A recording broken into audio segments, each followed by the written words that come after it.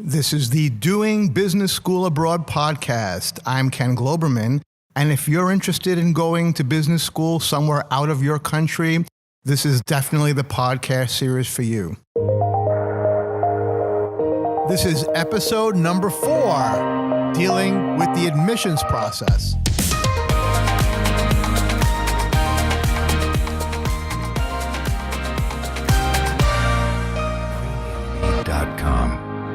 Greetings, Ken Globerman back with you, founder of No Brainer. This is our Doing Business School Abroad podcast series. We're in episode 4. If you've tuned into the first 3 episodes, we've talked about framing your vision and ultimately making a list of schools. And now we're at the point of actually applying. So here we are. You've got, let's say, 8 schools that you're thinking of applying to. What do you do next? And that's what we're going to talk about today. So the first question is timing. Most business schools start in the autumn, but there are exceptions to that. So let me just point out that some schools actually have the opportunity to start the program both in the fall or in the winter. So the first thing you need to do is check whether the schools that you're going to apply to have only 1 admission cycle or 2 admission cycles as far as when the program may begin. Now, the far majority of programs are going to have 1 cycle for incoming students in the fall, and I like to recommend that my clients start the process about 1 year to 15 months before they would actually be going to school, right? So if you're looking to go to business school in the fall of 2019, then I would have liked to have my students starting right about now in terms of thinking things through. Now, if you've already got your set of schools chosen, obviously you've started, right? So great. So here we are, 14, 15 months out, and we've embarked on this journey. Let's talk about deadlines. So business schools usually have one of 2 ways that they look at application deadlines. It's usually rolling admissions where there's no fixed deadline, but simply a sort of open enrollment starting from a particular date. It could be October, November, or December for the next academic year. And it could end anywhere from April, May to June. And every school is going to be different. So again, you have to check. And I've seen them open as early as October 1st for the next academic year. And I've seen them close as late as June 30th. So there's a wide range of possibilities in there. So you need to make sure that you know what those deadlines look like. Now, the other thing that schools often do is have sort of like multiple waves of deadlines. So a school might have, let's say, 3 deadlines through a 4 to 6 month period, let's say. So, for example, a school may have deadline 1, which might be, just for example, October 15th. Deadline 2 might be December 30th, and deadline 3 might be March 15th. So in a case when the school has multiple deadlines, this is just something to pay attention to, and you need to decide based on where you are in the year, where you are with taking your GMAT or GRE exam, as far as which deadline to apply in.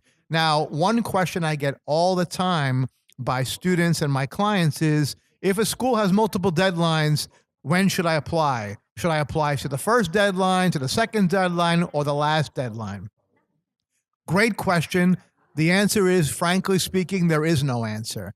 And the reason why is because the admissions process is set up in such a way where when applications start coming in, the school has their own criteria as far as how they look at each application, which is not really revealed to the public, right?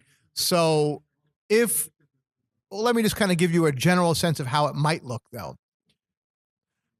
When a school receives those first batch of applications in the first application cycle, it will look at the overall profile and make a decision on how many to admit. Now, they have historical statistics on the sort of relationship between how many students admitted versus how many students enrolled, because obviously students will get admitted to multiple universities and only will, in the end, will only choose one school. So they'll make those decision points, and then based on how the enrollments are looking later in the process, in the second or third wave of admission cycle, they will actually adjust their admissions process or admissions criteria slightly based on how the enrollments look, right? So one can argue to apply early, to get in when the admission cycle is just started. Also, maybe to make yourself look like ambitious or most interested. And then others may argue to wait until the last admission cycle, because betting on the fact that perhaps the school is low on enrollment and perhaps they have a better chance at getting admitted late in the game. There's no clear answer to how that really works. And I think that if you wait till the last minute, it could work in the favor of some people, but you're also taking a risk that the school has already admitted too many applicants and may sort of shut the faucet off or reduce the faucet on the number of admissions late in the game. So honestly, sorry to give you this answer, but there really is no answer. I think that you need to just simply decide when you're ready to apply, when you've got your application to the degree, to the point that you want it, and just apply, okay? And don't worry about it. So just know, though, that the admission cycle either works on rolling or in multi-stage, okay? So that's how deadlines work. Now, the next question you might ask is the GMAT or GRE obligatory as part of the process, and you need to check that, right? So most business schools will require one or the other. No one will require both. So you wanna check that out. And by the way, there are some programs that don't require either. So you want to check to see what your school requires as far as these particular types of standardized tests are considered. We'll talk in the next 2 episodes about the differences between the GMAT and the GRE, so I won't get into that now, but I just wanted to touch upon it just for the sake of the admissions process. Now, besides those tests, if you're dealing with schools in English language, there will also be some type of English proficiency test that will be required if you're coming from a country where English is not spoken as the first language. So you'll want to see if the school requires you to pass TOEFL, for example, or perhaps demonstrate a certain IELTS score, or pass the Cambridge exam for English, for example. Further, if you're studying in a program in Spain, for example, where part of the curriculum might be in Spanish language, I know that, for example, Assad requires you, if you want to study in Spanish or in actually Catalan, they require you to have a B1 level or greater, or demonstrate a B1 level or greater grasp of that language. So, and I'm sure the same will go for schools that have classes in French language. So you'll want to know what the language requirements are. That's a big part of the process. Next, we might think about the cost of the applications themselves, right? Obviously, it's not free. And in fact, I'll just point out that, you know, every school has a different price tag on submitting the application. But just to give you a sense, it's going to be around €150 per school So that obviously will play in and factor into how many schools and which schools that you're looking to apply to. Of course, just keep in mind part of the process is actually paying. Now, we're talking about business school and particularly master's and MBA programs.